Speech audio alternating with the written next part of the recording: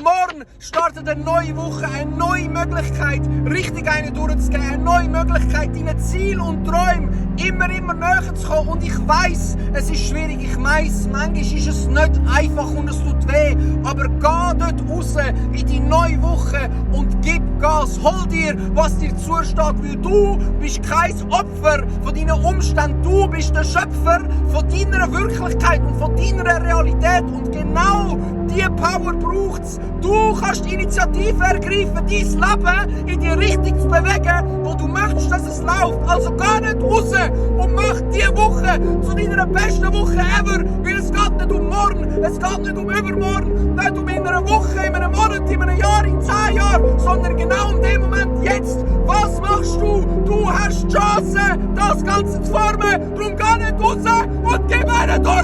Let's fucking go!